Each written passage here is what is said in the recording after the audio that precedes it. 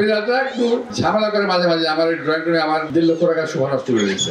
আমার আবার প্রাণী পোষার কিন্তু শখ আছে, শুধুমাত্র পাখি ছাড়া। আমি পাখি পোষা পছন্দ করি না, সত্যি কথা বলি আমি। কারণ এটা একটা স্বাধীন প্রাণী, ওকে আটকে রাখার অধিকার আমার নাই। হ্যাঁ, কবুতর পালি আমি, ছেড়ে দিই, আটকে খাঁচার মধ্যে না।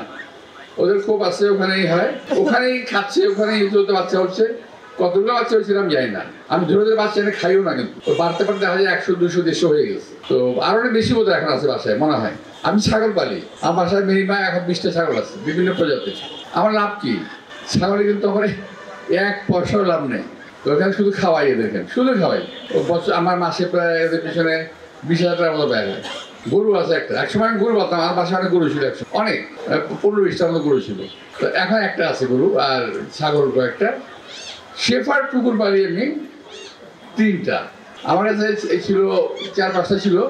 বিড়াল আছে আমার পাশে, আছে একটা বিড়াল। আমার শেফার্ড কুকুর আমি পালি।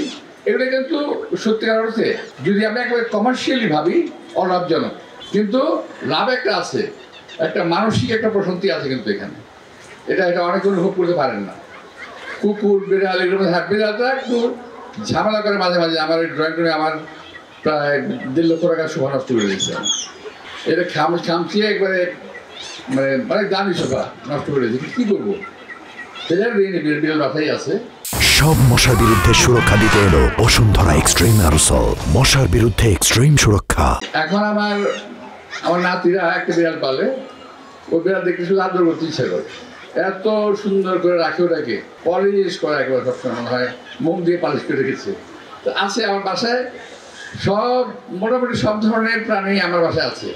আবার রাত্রেবেলা টিয়া পাখি আসে, খাওয়া পায়। শুধু একটা প্রাণী এখন আমি আমার বাসায় দেখি না। যদিও প্রাণীকে পছন্দ করি না আমরা, কিন্তু অত্যন্ত সবচেয়ে পরিবেশ বান্ধব যে প্রাণীটা ছিল কাক। এই কাকটা আমি আজকে আর দেখি না আমার বাসায়, এখন আসে না। বুঝতে পারলাম না এটা। অনেক প্রাণী আসে বাসায়।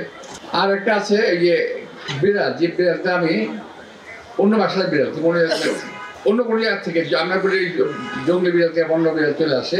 এটা খুব ভয়ের ব্যাপার, কারণ এদের ভ্যাকসিনেশন করা থাকে না। তারপরে যে কোনো জায়গায় মুখ দেয়, নোংরা করে ফেলে জায়গায়।